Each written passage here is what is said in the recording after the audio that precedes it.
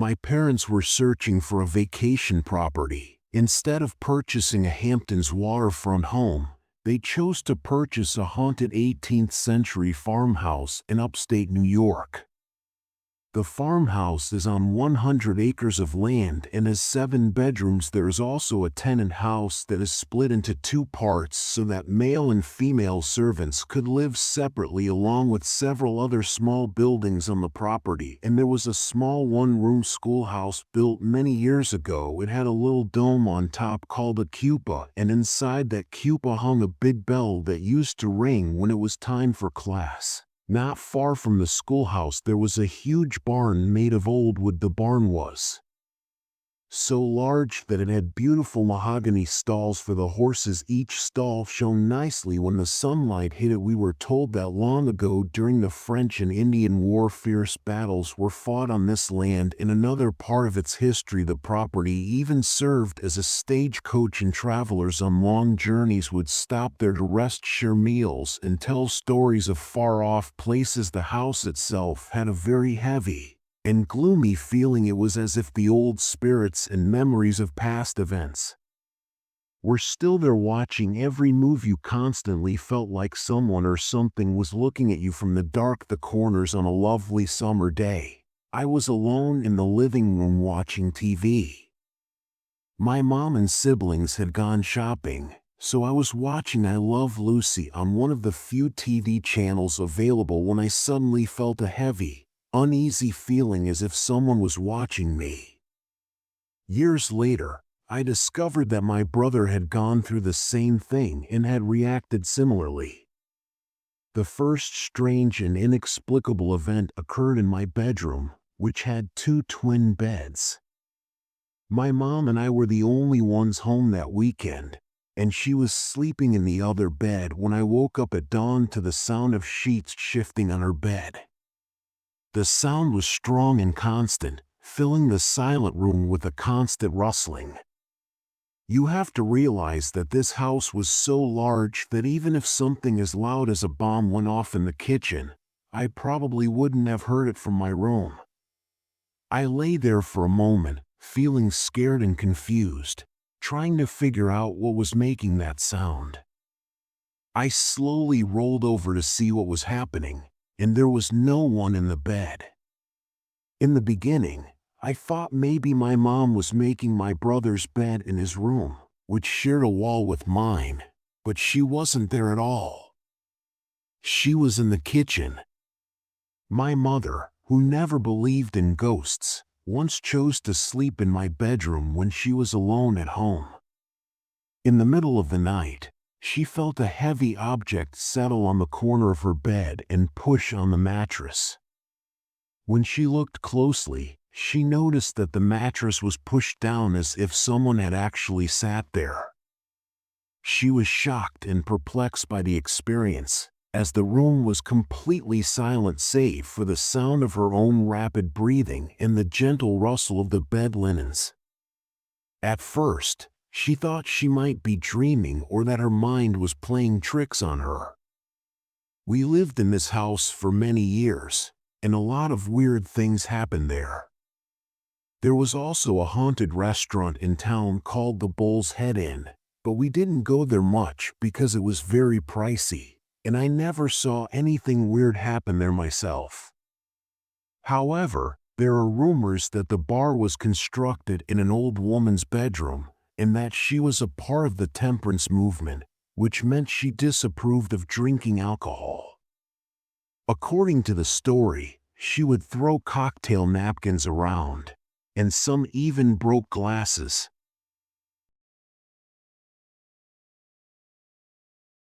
When I was growing up, I lived in a small farmhouse on 2 acres of land. Our home was not a busy farm, but many different animals came to stay with us over the years. We had cats, dogs, chickens, rabbits, and even a few farm animals that visited. My mother was a kind veterinarian who spent much of her free time helping animals. She cared for sick, hurt, or mistreated animals and found them new homes where they could be safe and loved. Our home was quiet and peaceful with birds singing and wildlife all around.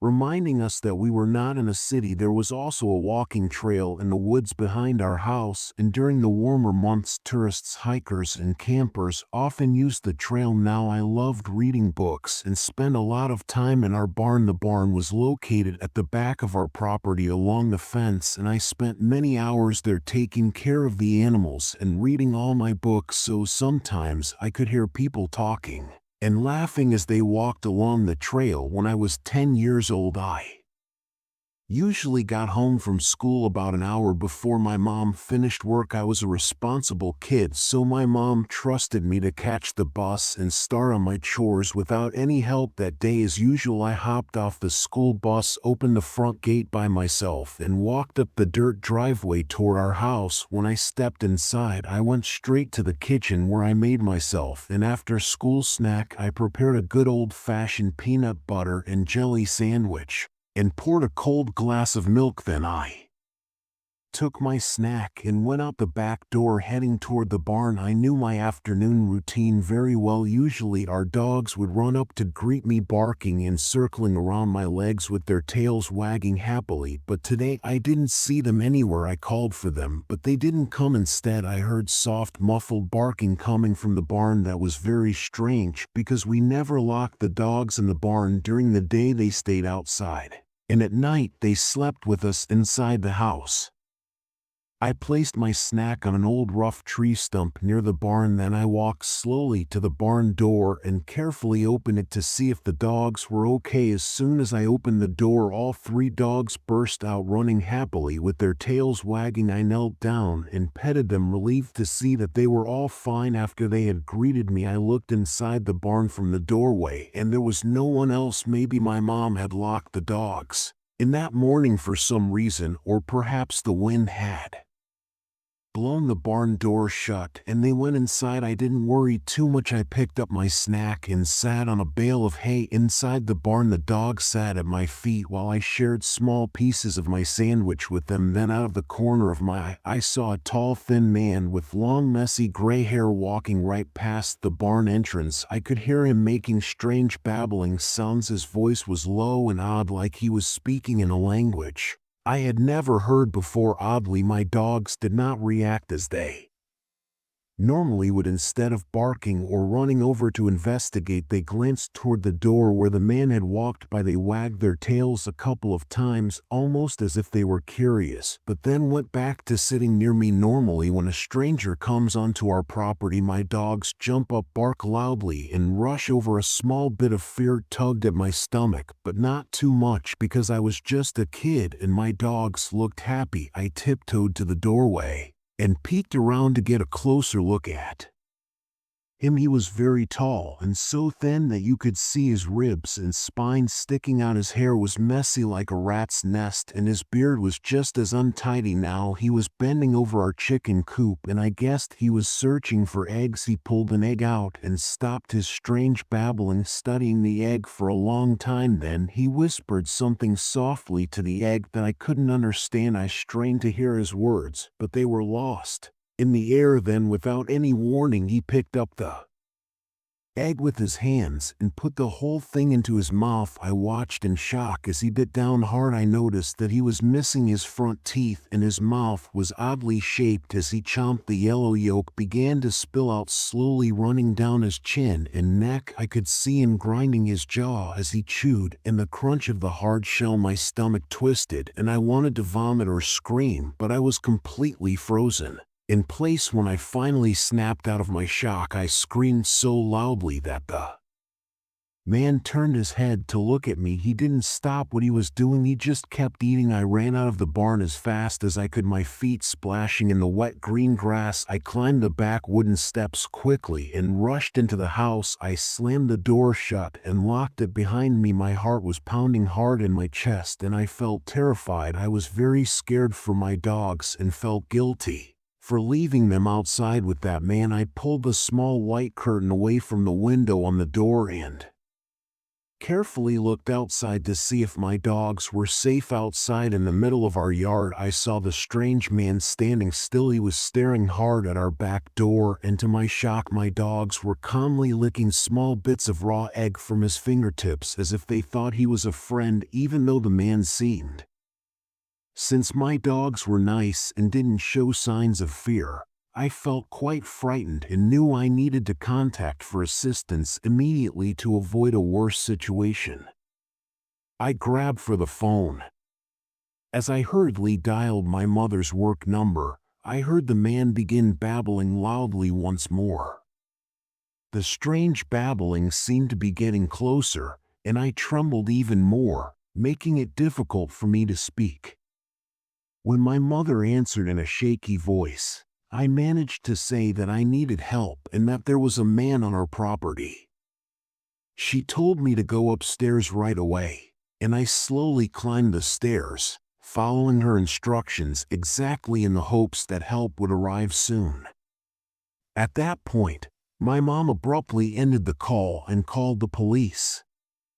I heard the man's heavy footsteps as he stomped up the back steps. Once I reached my room, I locked the door just as my mom had told me. I then crawled under the bed, making sure not even one toe peeked out. The space under the bed was dark and cold, and I could barely breathe as I listened to the loud banging on the door. I lay there shaking and quiet, hoping that the noise would stop soon and that I would be safe. I kept thinking about the school holidays coming in a few weeks. I really did not want to be gone. When they arrived, the man walked around the outside of the house. I heard him banging on the windows, making odd, frustrated noises and yelling words that I couldn't understand, probably at me, but he clearly wanted to come inside, and I was waiting for a window to shatter or for him to kick in the back door. When you're scared, time seems to slip away, and I lost track of how long I hid and listened to him, but it didn't feel like long before I heard the police arrive. I could hear the wailing sirens and the sound of their radio coming closer. Soon I heard them talking to the strange man outside. They asked him questions in a firm, clear voice, but he didn't answer them. Instead, his babbling grew louder and sounded more panicked, like he was really scared. Feeling a bit safer now that the police were there, I slowly crept downstairs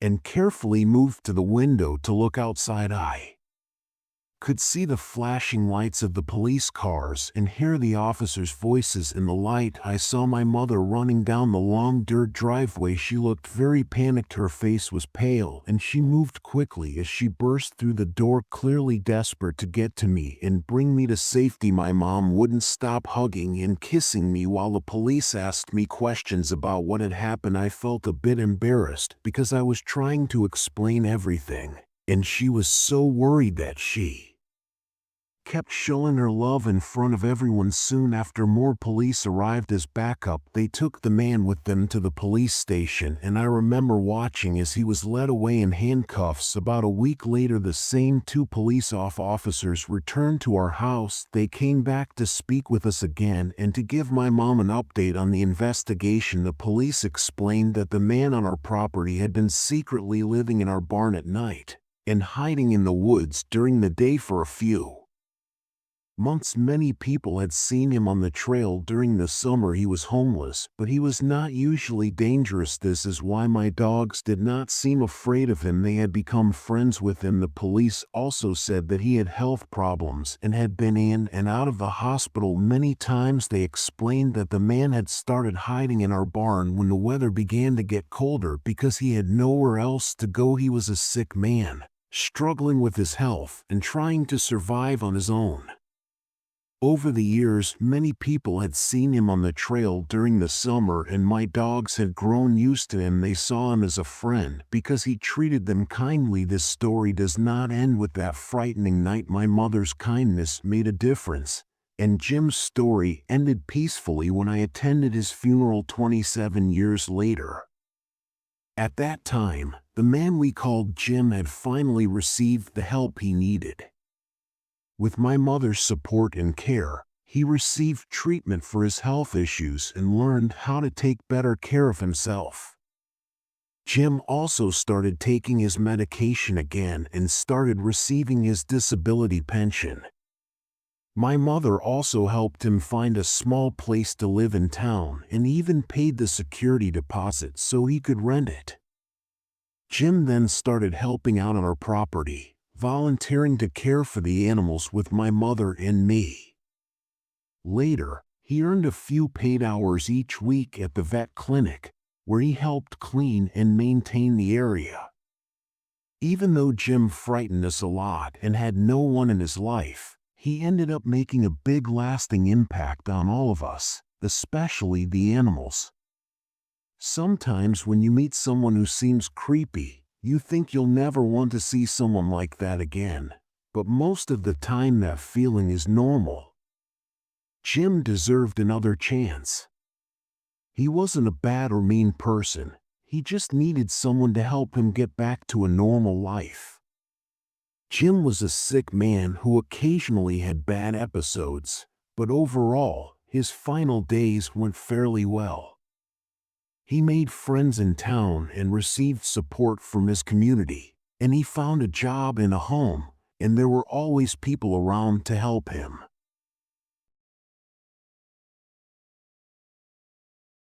I have told this story many times, but I still get chills when I think about that night so few years ago. My friend and I loved to explore places in Connecticut that people said were haunted. We would drive to old houses, dark forest, and abandoned buildings, even though we never saw any ghost or anything strange. Then one day we decided to visit my hometown. It is a small town where people grow corn. Barns are everywhere in my area. Some barns are new and shiny while others are very old. I grew up in a small town where everyone knew each other and many people worked in the corn fields when they were young. My father was one of those people who worked on a local farm, and he has many memories from that time. One memory he often shared was about a strange man he saw on the farm. This man used to walk in the rafters of a large barn at the back of the field. The rafters are the wooden beams that hold up the barn's roof, and they creak when someone walks on them. Many workers had seen the same man, but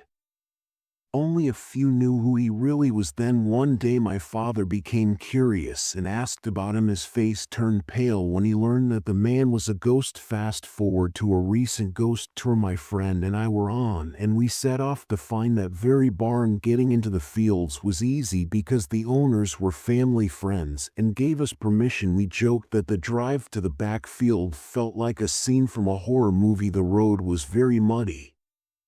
Earlier in the week, there were storms with puddles that made every turn seem uncertain as we drove.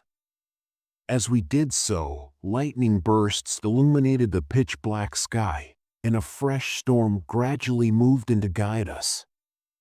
I pulled out my phone and opened Google Maps. The aerial view showed the whole property, and I could see a small mark where the barn used to be, and I noticed that the barn had long since collapsed and was hidden deep in the forest, which made it very hard to spot from the road despite knowing its true location from the map.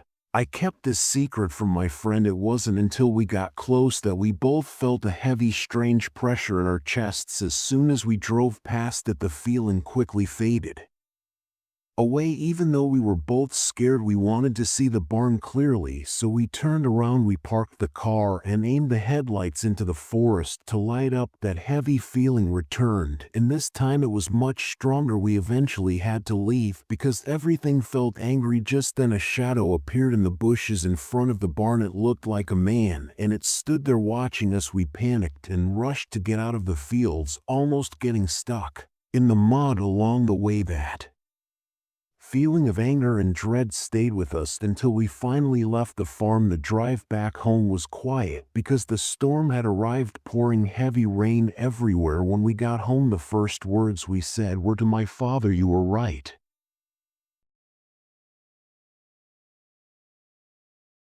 I'm from Australia, and I used to work at a 24-hour gas station in the little town of Barham, which is near the Murray River and where many residents have spooky experiences to tell.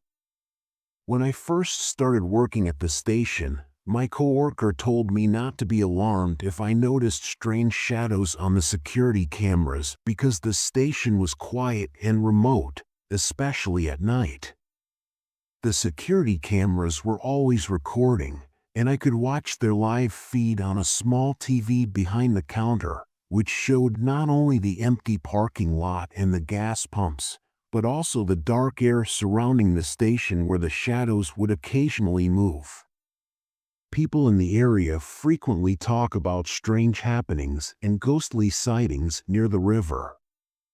I started my first shift that night, but fortunately they assigned someone to work with me because I was new and nothing could have prepared me for what happened that night by around 2 a.m. My boss told me that strange things were happening around the gas pumps and that occasionally the lights over the pumps would suddenly go out. He also told me not to worry about it and that I could stay in the back room until a customer arrived. When I asked him why, he responded in a very Aussie way, because they are not customers, they are not your friends, and if you pay attention to them, really bad things will happen. Things began to feel very odd. The fridge light would sometimes flicker and the radio kept cutting in and out with bursts of static, but the scariest thing was what I saw on the security cameras. I watched as a figure slowly walked back and forth right at the edge of the overhead lights near the pump. Beyond the light, the road was completely dark, a pitch black stretch that swallowed everything. My coworker Tony, who was on shift with me, also saw the strange figure. He tried hard to ignore it as if he didn't want to show that he was scared in front of me. It was odd that when a car's headlights shone on the road where the figure was pacing, the figure suddenly disappeared. This made it clear that it wasn't a real physical person. After the car owner finished filling up his tank, he came to the counter to pay. I did my best to act normal, hiding how shaken I was, but then he said something that made my stomach drop. I just saw something weird out there. I thought I saw someone, but when my lights hit them, they were just gone. If that wasn't the understatement of the year, I don't know what was. That night was one I'd never forget. I am not ashamed to say that I quit that job after just 4 days because I could not work another night shift there. Then a few months later, I went to a mate's house for a bonfire on his parents' property, which we called the Go. The night was cool and the stars shone brightly above us. We burned garden waste in a big fire and sat around it. We talked, laughed, and relaxed with a few drinks in hand. It was mid-July and the night was quite cold. In a small town like this, you often know everyone, even the teenagers, so it wasn't a big surprise to see Tony from the petrol station at the Go. I knew I had to ask him about what had happened that night. As soon as I sat down with him, we started chatting. I remember him saying, "You got out of that place at the right time." I asked him why he meant that and if something had happened then. He said, "I saw the shadow pacing, but then it started calling my name." Tony's normally laid-back demeanor changed as he spoke. It sounded like my grandmother, but she passed away when I was around 12. He took a deep breath to regain his composure before continuing, and every night after that, the same voice and words asked me to come outside. The way he said it chilled me. I could tell that this wasn't just a story to him. Whatever he had seen or heard, it was something he wished he could forget. I quit about 2 weeks after you did because of that, and I still can't get the voice out of my head. The unusual occurrences have continued since that night, and I've been particularly interested in the paranormal ever since. I now live in Maine, Brisbane, and city life is quite different. Although there are still some encounters I can't explain, Barham will always be the most haunted location I've ever been at. I began researching techniques to think more rationally about these occurrences and soon discovered that most so-called paranormal phenomena had answers.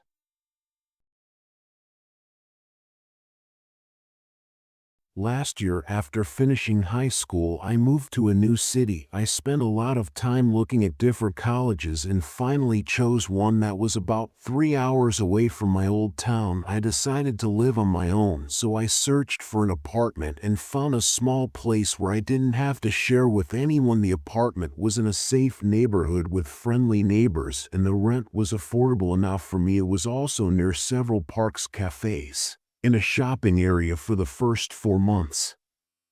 Everything was great. I felt completely safe and there were no problems at all, and during this time I became good friends with a guy who went to the same college as me, and he lived only about 5 minutes away from my apartment, so we often visited each other's places. Then one night, just as winter was beginning, he called me and invited me over to hang out and play video games. When I arrived at his place, we set up our gaming console and started a new game. We talked about our classes, shared random funny stories, and enjoyed listening to music in the background. At about 1 a.m.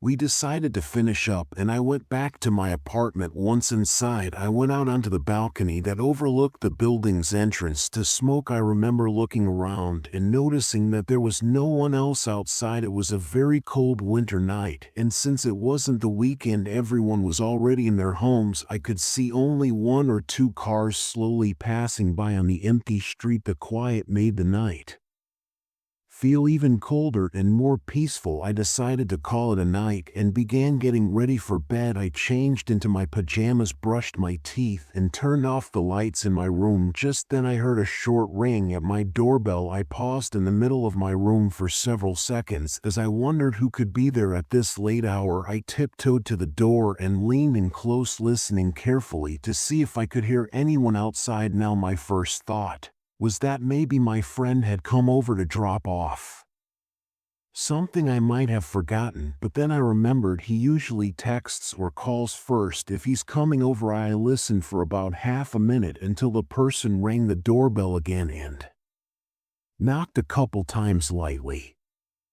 I stood very still, trying not to make any noise that might reveal I was at the door. I could hear the stranger moving around inside the apartment for a few seconds before he stopped. I waited carefully for any sound, but everything stayed quiet. My heart pounded as I lifted the cover and peered outside. My legs felt weak and almost numb when I saw a dark hooded figure staring right back at me. The figure's face was mostly covered by the hood, and he was holding the zipper of his hoodie in a way that covered his face, so all I could see was his forehead and his eyes. It seemed as if he had noticed something, either the sound of the peephole cover or my heavy, nervous breathing. In an instant he moved away from the peephole. His sudden motion startled me, and then he spoke in a cold, low voice, saying, "I know you're at the door." His words sent a chill down my spine. I stood there frozen and filled with dread, but I found the courage to say, "I'm calling the cops, man." He just laughed and replied, "Sure thing,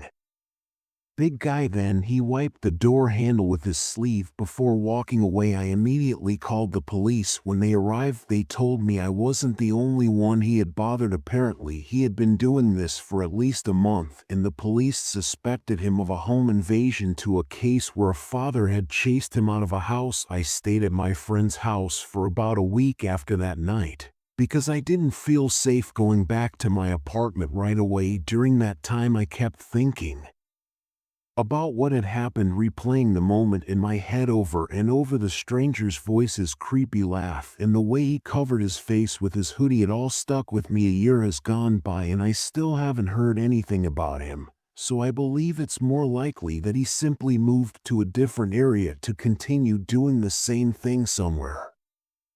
I kept checking the news in the hopes of hearing something about him getting caught, but there was nothing, and eventually I started to feel normal again, even though the memory never truly goes away.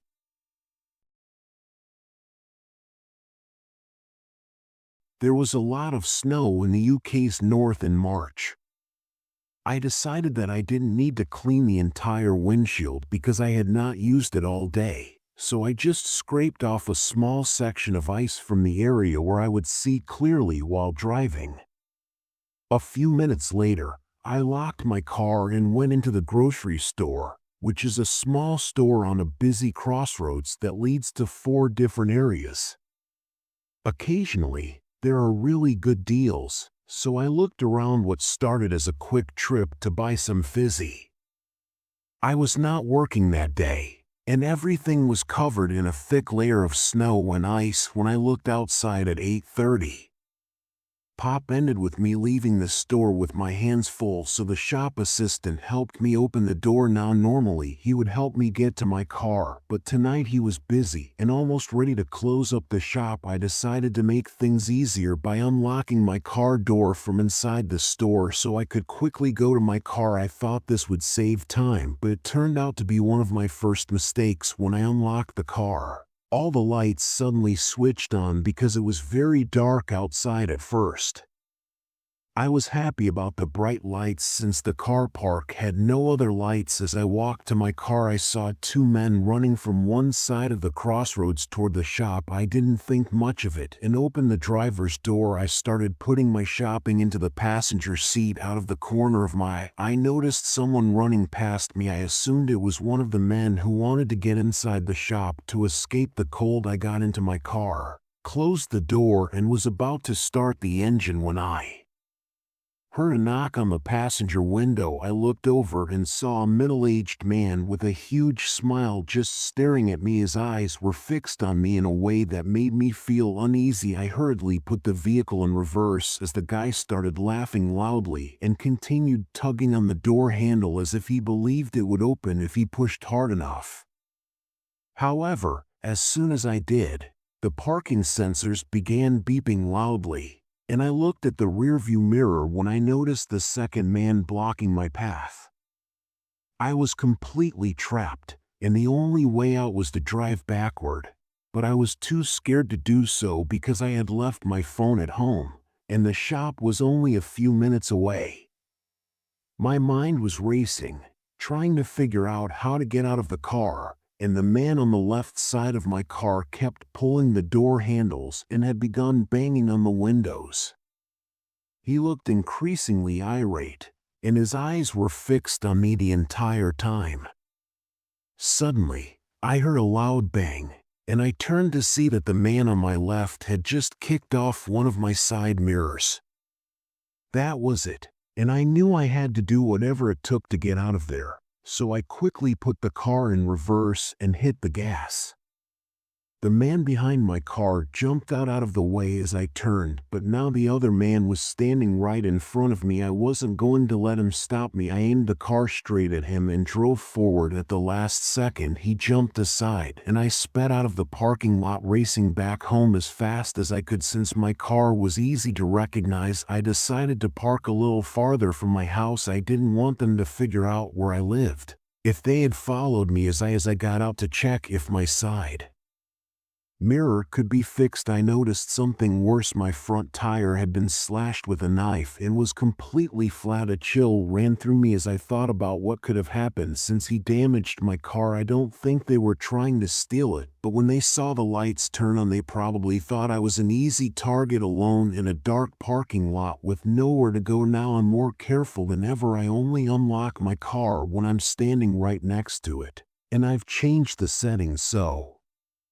only the driver's door unlocks. I always check my surroundings before getting in, and I never sit in my car for too long after parking. Most importantly, I never go to that shop after dark anymore. No matter how short the trip, I won't take the risk again.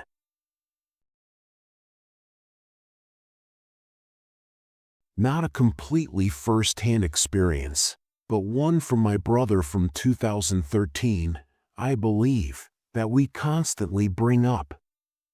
We are both from Scotland's Northwest Highlands, a secluded and peaceful area, and one winter we lived there while doing the same job, farming fish.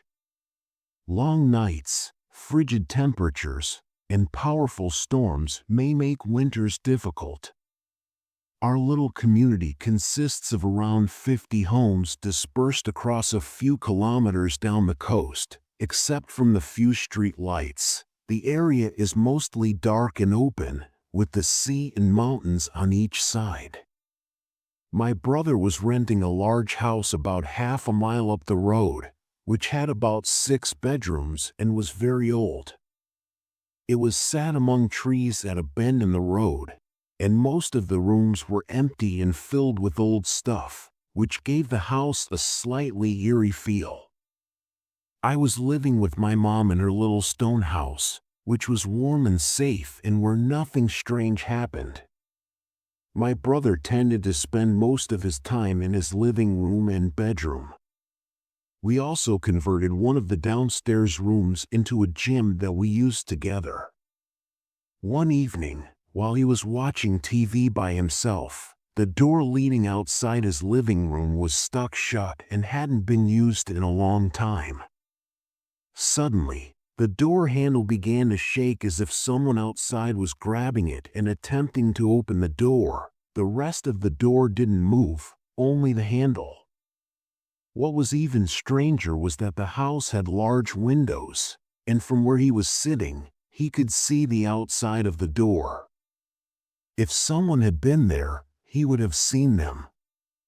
After a while, the rattling stopped, but my brother had a hard time sleeping that night.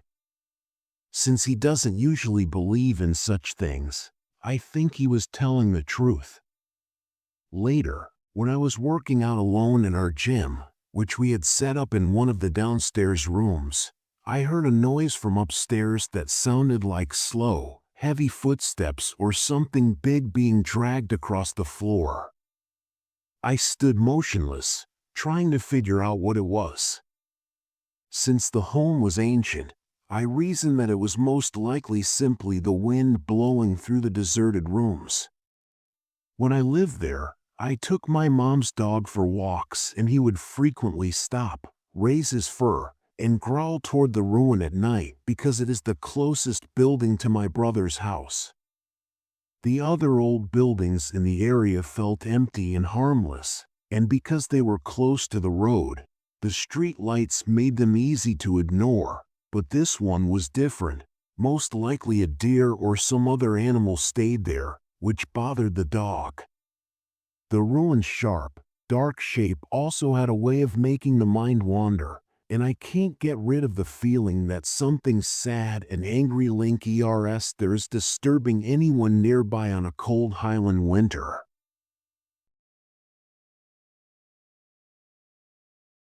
After my divorce, I bought a new house to start over. It's small but nice, with 2 bedrooms and 2 bathrooms, and it sits on a large lot that gives me plenty of space to relax outside. The garden is simple, and the quiet street makes me feel safe. After I moved in, I started to notice strange noises at night, especially in the laundry room. At first, I told myself that these noises were normal for an old house because it was built in 1974, but they persisted and kept happening every night. After a few months, I got to know my neighbors. I was busy with my own life, enjoying being single and living alone, but they were very interested in me and wanted to know more about me. I generally avoided becoming involved in neighborhood drama by going to work and returning home, but one evening, when I was outside gathering dandelions, I asked the neighbors to the west if they had any information on the previous occupants of my property. One day, Sandy and I started talking about the house's previous owner, a nice old woman who lived here before me. She was known to be a bit of a recluse, mostly keeping to herself and collecting a lot of things, almost like a pack rat. Her name is Sandy, and she is an attractive, amiable older woman. Jim, her husband, is a retired construction worker who used to operate heavy equipment.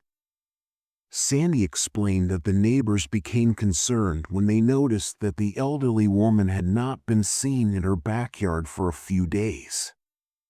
She usually spent time there caring for her garden every day, so the neighbors decided to do a wellness check. They went to her house to make sure she was safe and well, and they discovered her sitting in a recliner. It appeared that she had passed away peacefully in her sleep, which is the most important thing because I knew her name and I frequently talked to her about whatever was on my mind. Perhaps I should have approached her in that way, but I can't be certain. One day, after a long, stressful day at work, I returned home feeling worn out and frustrated from handling too many truck drivers on the job. Their container was the most important one in the yard, and handling it all day left me exhausted. When I got home, I took a long, hot shower to relieve my stress, and afterward, I made a simple dinner that made me feel better from the inside out. I then turned on one of those old-fashioned TVs, which was playing classic sitcom shows from the 1960s and 1970s, and the last thing I remember before falling asleep was Andy Taylor saying something like, "Not all that glitters is gold." I settled into my recliner with the TV on, and soon after, I was startled awake by a loud noise. I heard old pots and pans that I had kept on a shelf in the laundry room fall to the floor, and as I passed the kitchen, I saw that the microwave clock read 3:33 a.m. I looked again and remembered that this time was important. It matched the month and year my father was born. A shiver ran down my spine and I felt both confused and curious. I slowly moved toward the laundry room door. I listened carefully for any sounds, maybe a soft voice or footsteps on the floor, but the house was completely quiet except for the sound of my own breathing. When I reached the laundry room, I switched on the light. The room was dim at first, but as my eyes adjusted, I saw a strange sight. All the pots and pans that I had stored neatly on the shelf were now scattered on the floor. They lay in a jumble, some close together and others far apart, as if something had knocked them over in a hurry. I picked up the pots and pans and put them back where they belonged. Then I went back to my room to try to sleep, even though I still had about an hour and a half before work started. Once I laid down, I couldn't fall back asleep since I was wide awake. I got up and made myself a warm cup of coffee. I started getting ready for work, slowly taking my time because I still had plenty of time before I needed to leave.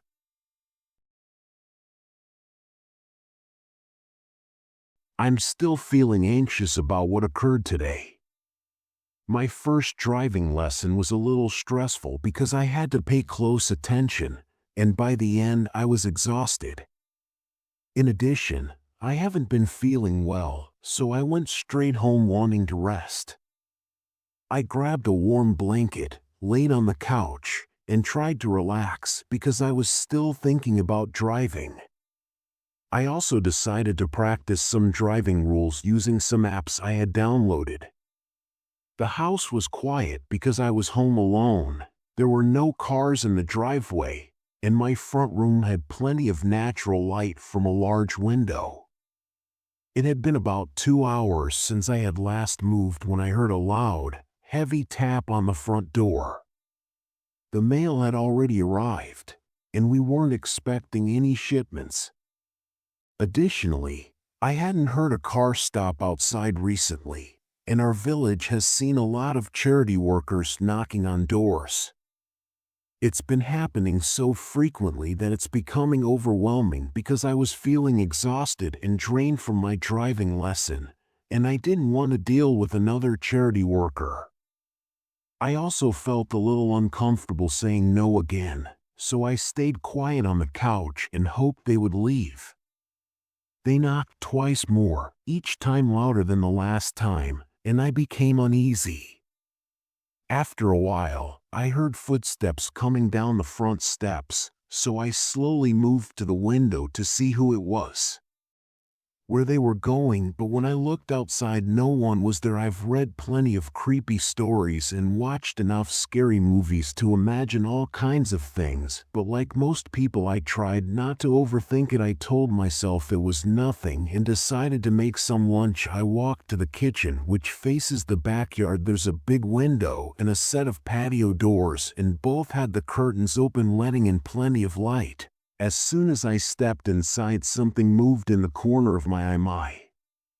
Gaze shifted to the window, and for a split second I saw the top of someone's head. It looked like they were crouching as they moved past, trying to stay low. My body froze, but my eyes kept following them, my heart pounding. Then they appeared at the patio doors. I could see them clearly now, and it was obvious they were about to try to get inside. He was a tall man with a big build, wearing a tracksuit with a black jacket over it. The moment he saw me, he took off running. I heard his footsteps as he rushed up the side of my house. I ran back to the front room and looked outside. I saw him sprinting down the street until he disappeared from view. Since I'm so brave, I immediately called my dad and begged him to come home. He didn't hesitate and came right away. Then we checked the doors and windows to make sure everything was locked. We decided to call the police. They arrived soon after, asked me questions, and checked around the house. They said they would keep an eye on the area, but warned me to stay alert and keep the doors locked.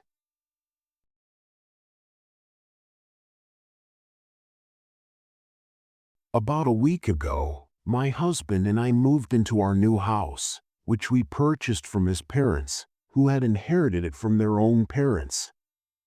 Since this is our first time owning a home, we are both thrilled about it. My husband grew up here, and I recall spending the night in his room rather than the main bedroom when we first met, but I always felt heavy and uneasy in some areas of the house. Since my husband doesn't believe in the paranormal, he typically ignores any strange feelings. After 8 years of living in 3 different apartments, raising 2 amazing children, and taking care of our little noisy chihuahua, we finally moved back to this house and now own it. I always knew that his grandfather and his uncle had died in this house on the side of the bed where I sleep in all of our previous apartments, but when we moved here, everything changed. Instead of sleeping next to me as usual, she would push open the bathroom door and scurry to the far corner behind the toilet to sleep. It seemed as though she was avoiding my side of the room completely. We tried numerous times to get her to sleep next to me, but to no avail, so we moved her bed to my husband's side of the bed, and now she sleeps there contentedly every night. I can't help but notice that something about this room is different, almost as. Since we started unpacking, little odd things have happened that make me question whether I'm going crazy. For instance, I might put something down and put it away for a while, and when I return to it, the item has moved a few inches. I usually blame my stress and ignore it if the memory of his grandfather is still present and makes the space feel a little off. I'm not sure if it's just the move or something about this house, but my daughters have been in this house a lot because their grandparents look after them while we work. However, since we moved in, they have had problems sleeping and frequently wake up in the middle of the night. They've moved twice before. At 3:28 a.m., my 6-year-old eldest daughter woke up sobbing and told me about a nightmare in which she saw everything happen. She was unable to stop weeping, so I held her until she felt a bit better before gently putting her back in bed. I remained with her for a few more minutes until she eventually relaxed and fell back asleep. I then went back to our master bedroom and lay down in bed when I felt a heavy, dark sensation in my chest, like a heavy weight was sitting directly on me. I tried to close my eyes to get rid of the feeling, but it persisted. I tried to fall back asleep, but as I lay there, I feel really afraid. I hope that these weird sensations will soon pass so I can sleep soundly once more.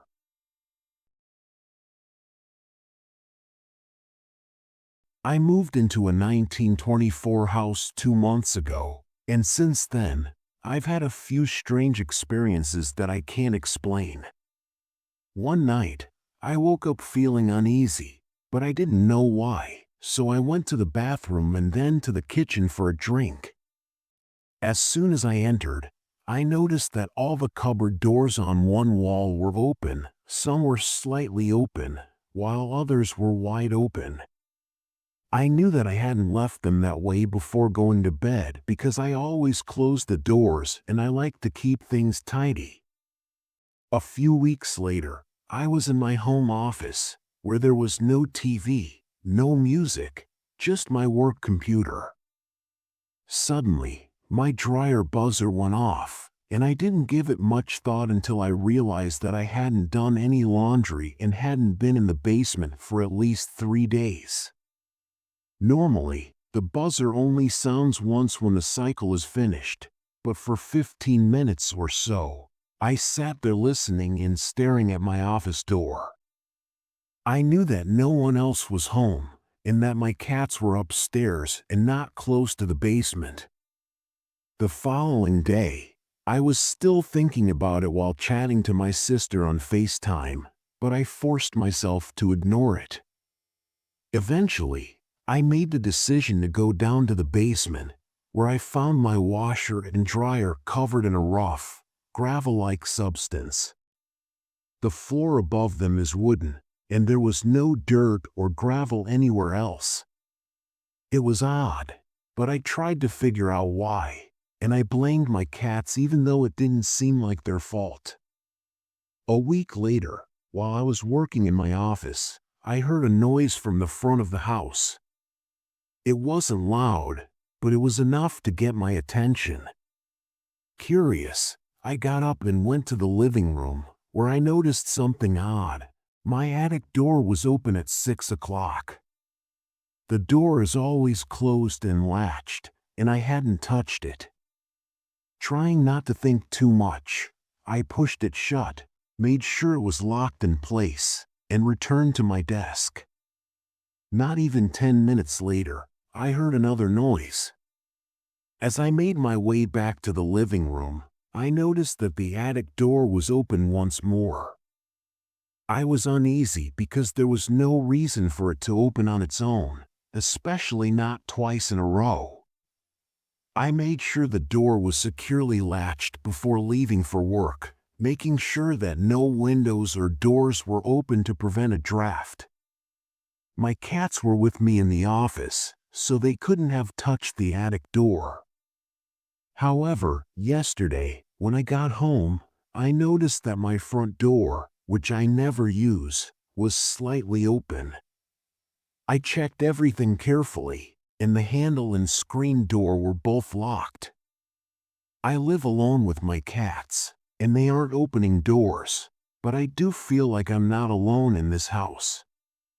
My landlord is friendly, so I asked him about the history of the place, and he told me that no one has ever died there. It was his family home, and he inherited it.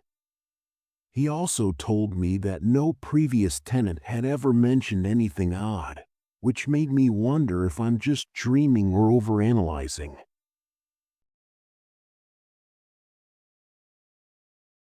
We started by removing all the carpet and priming the walls so they were ready to be painted before we moved our belongings from the old house. First, I set up my air mattress in the living room. When we started removing the carpet, I moved upstairs into the bedroom that my wife and I would share, and that's when strange things started to happen. I moved in at the end of October, but my wife, kids, and pets didn't join me until the end of December. I spent many nights alone in an empty house. I thought I saw a shadowy figure in the corner, but my vision isn't the best. One night, I felt like someone was watching me, and I heard a light turn on and off by itself. I moved my air mattress downstairs, and I told my wife about it, but she didn't take it seriously. After a week or so, nothing happened, so I assumed I was just being paranoid. I sent my wife a picture on Snapchat with the caption, "It's easier to sleep with a sword," and I moved my air mattress back into the bedroom, since it was the only room with carpet. In the middle of the night, I felt like something jumped into bed with me and cuddled close to me, nearly knocking me off my air mattress. I was afraid to sleep without multiple lights on, and I felt safer with the bedroom door. I informed the spirit that I was afraid and prayed for protection after locking it. I even joked with it, enjoy the house while I'm at work every time I leave. After that, nothing much occurred for long, just some gentle, odd motions. The spirit didn't seem cruel, more like a mischievous ghost. One day before school started, my son was using a powered movie theater seat when our cat Asuna got her tail stuck in it. It was really bad, so my son called me at work, so I rushed home. When I got there, I broke the chair and its mechanism while attempting to free her tail, which was broken in several places and looked awful. A few months later, my son moved in early, which was nice. I haven't told him about the strange things I experienced. We also brought our cats upstairs, and it's fun to watch them explore. By then, the veterinarian had shaved her tail. My cat never purrs unless my middle son is with her and he wasn't there, but one night she jumped onto my bed and started making strange noises and purring, getting very close to my face. I decided to record it so I could show my child and laugh about it. When I played the video back right after I said, "Get your rat tail out of my face," I heard a clear laugh in the background. I still get goosebumps every time I think about the 3 touching events that happened in my room.